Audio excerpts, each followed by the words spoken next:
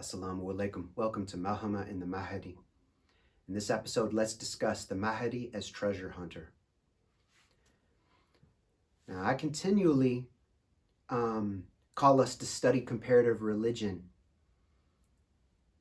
as it really is. That there's much benefit to studying religion comparatively, not in an apologetic manner, not in a polemical manner, not for ecumenical purposes, but in order to have the best toolkit possible to think about the entire prophetic tradition and its expression across time and space, across time and place. So when I read hadith about the Imam Mahdi, like comparative religion continually gives me new ways of understanding these materials. The Mahdi as the healed healer, as forerunner of Messiah, his long dark night of the soul, and as treasure hunter. Now there are, if you've studied the hadith, whether we're talking about Shia or Sunni hadith, let's bracket off, any conceptualization of authenticity and set it to the side, because we're focusing on beneficial meaning and transformative practical meaning. So we want to consider its benefit, its applicability, the meaning, its transformative power in our personal life. How do we apply lessons directly to ourselves in order to derive maximum benefit for ourselves and others? So when it comes to the treasure hunting thing, automatically what jumps into my mind is from Tibetan Buddhism. They have a treasure hunting tradition within their spiritual expression.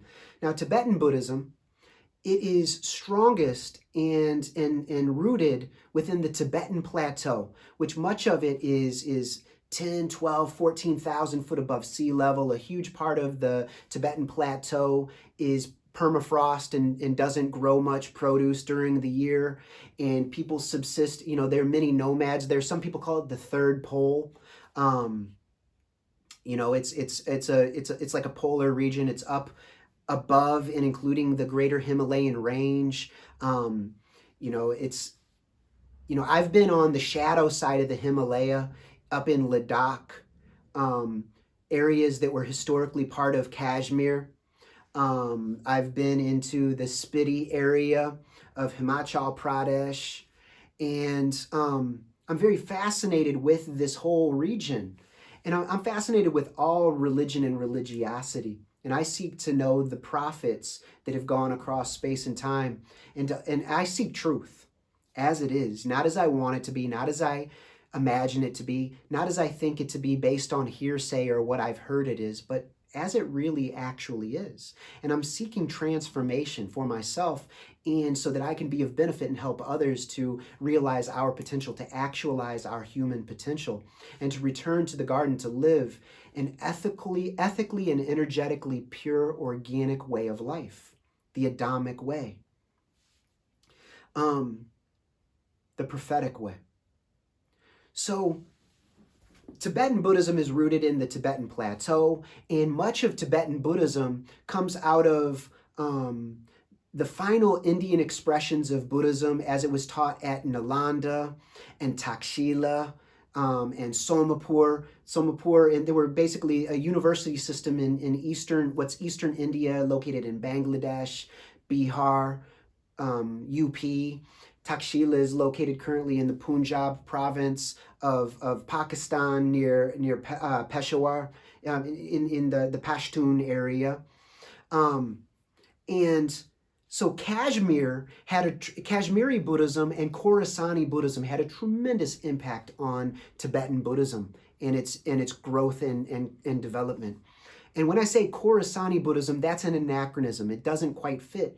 But Khorasan, that's a name that we have from the Islamic era. I mean, it's a Persian word which means land of the rising sun, which connects it to Anatolia, which is also a land of the rising sun.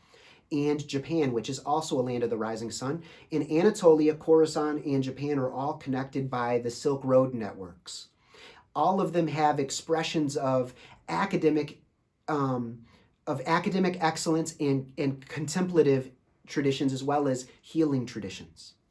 So, and Tibetan Buddhism is very influenced by Bactrian Buddhism, the Buddhism that was expressed in the area of Tajikistan, Afghanistan, of Greater Khorasan, that then filtered into Tibet in various ways, and then spread along the Silk Road into China, and then came back into Tibet. And so Tibetan Buddhism, this treasure hunting tradition, they are the treasure hunters. I believe they're called tertans. If I mispronounce anything, my apologies. And the treasures they hunt for are called termas.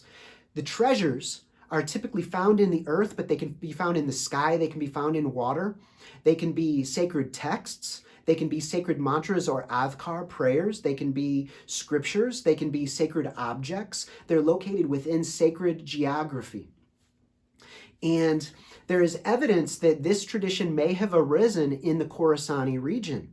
The evidence for this is within the Bon tradition. It's a shamanic tradition in Tibet, an indigenous religion that is very influenced by the Buddhist tradition, especially the Nyingmapa school. Nyingmapa, that means the old school. And it's a school of Tibetan Buddhism that is not as monastic as the other expressions, is a lay enlightenment tradition where they practice types of meditation that are akin to Zen, Zazen, and to different expressions of Vipassana. Those are other videos, but the Bon tradition and Nyingmapa tradition, they both have this treasure hunting aspect to them that has connections to the Tajiks, to the Afghan people, to the Khorasan region, to the Bactrian Buddhist expressions. So it's very interesting because when we're studying Imam Mahdi, there are many Khorasani connections, and we cannot exclude the ancient Greek expressions of philosophy, nor can we and the academic traditions, nor can we exclude the expressions of Buddha Dhamma and the Silk Road traditions, because there are strong Khorasani connections to the Imam Mahdi. And I will break those down in Khorasan and the Khorasanis, a new mini-series within Khorasan, the Caliph, and the Corruptor series. So inshallah, that shall be coming soon. And if you'd like to support us in these endeavors by sharing information, questions you'd like us to explore, avenues, like topics that you'd like us to explore within that series or within the broader series, please put these in the comments. If you'd like to help us in various ways, especially with your prayer and your insights, these are the most valuable ways of supporting us. But anyway, when it comes to the Imam Mahdi as treasure hunter, in the hadith it says that he will go to Antioch, and in some hadith to Rome, and he will locate the original Torah, manuscripts of the Torah, of the Zabur or the Psalms, and of the Injil, the Gospels, as well as the Ark of the Covenant. And this also parallels the Dajjal having access to sacred objects, such as the staff of Moses or Harun, perhaps, and the seal of Suleiman, is what I've read.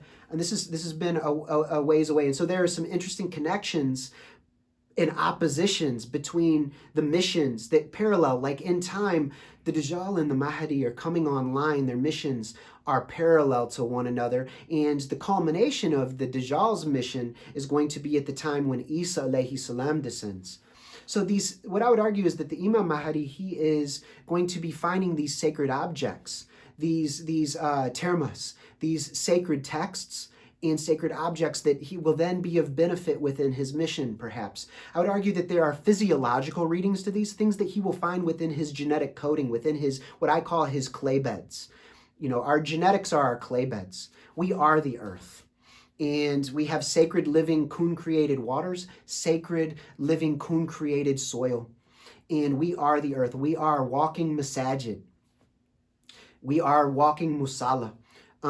Places of prostration. And the earth is also an expression and an extension of us. And this is part of our trust And as caliphs of the earth in our spiritually mature expression, we are to be protectors, not dominators. We are never to be dominators and enslavers. Slavery is always a satanic expression.